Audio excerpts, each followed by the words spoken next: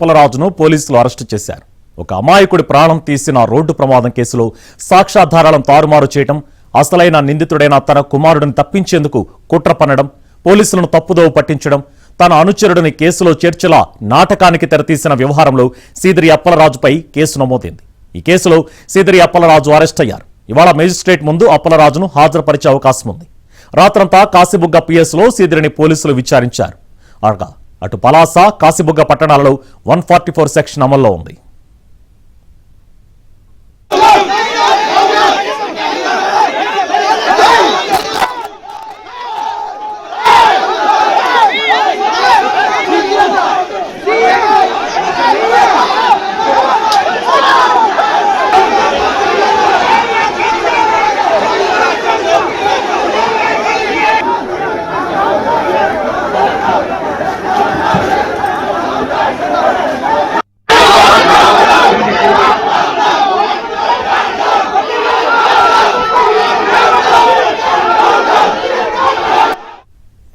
తన కుమారుడు చేసిన యాక్సిడెంట్ ఘటనలో సాక్ష్యాధారాలను తప్పుదో పట్టించిన సందర్భంలో ఈ విషయానికి సంబంధించి సీదిరి అప్పలరాజు అరెస్ట్ అయ్యారు. ఇదే అంశంపై మరిన్ని డీటెయిల్స్ మా కరెస్పాండెంట్ రమేష్ అడిగి తెలుసుకుందాం. రమేష్, మాజీ మంత్రి సీదిరి అప్పలరాజును నిన్న అరెస్ట్ చేసినటువంటి కాశీబుగ్గ పోలీసులు నిన్న రాత్రి నుంచి కూడా ప్రస్తుతం ఇప్పటి వరకు కూడా విచారిస్తున్నారు కాశీబుగ్గ పోలీస్ స్టేషన్ లో.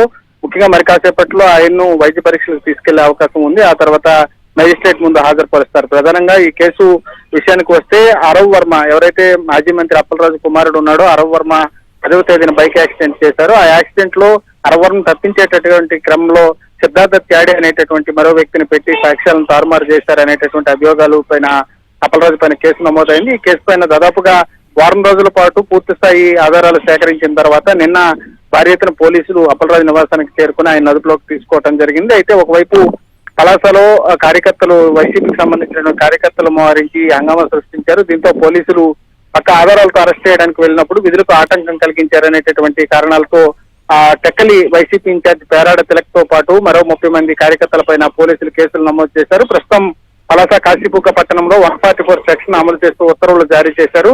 మరి కాసేపట్లో అప్పలరాజును ఆ కాశీబుగ్గ పోలీస్ స్టేషన్ నుంచి వైద్య పరీక్షలకు తీసుకెళ్లేటటువంటి అవకాశం ఉంది. ప్రస్తుతం అయితే మొత్తం పలాస అంతటా కూడా ఎక్కడ కాశీబుగ్గ పోలీస్ స్టేషన్ పరిసరాల నుంచి ఎవరు రాకుండా పోలీసులు ఆంక్షలు విధించారు. దాంతో పాటుగా నిరసన ర్యాలీలు కానీ లేకపోతే గుమికూడేటటువంటి సమూహాలు కానీ ఉండకుండా ఉండే విధంగా ఇప్పటికే ఆదేశాలు ఇచ్చారు.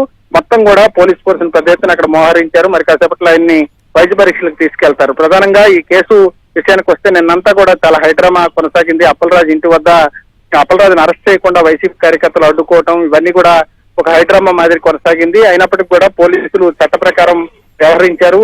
అప్పలరాజును అదుపులోకి తీసుకోవడం జరిగింది. ప్రస్తుతం అయితే రాత్రి నుంచి అప్పలరాజు కాశీబుగ్గ పోలీస్ స్టేషన్ లోనే ఉన్నారు, విచారణ చేస్తున్నారు. మరి కాసేపట్లో ఆయన్ని మేజిస్ట్రేట్ ముందు హాజరుపరిచేటటువంటి అవకాశాలు ఉన్నాయి. Right, thank you Ramesh.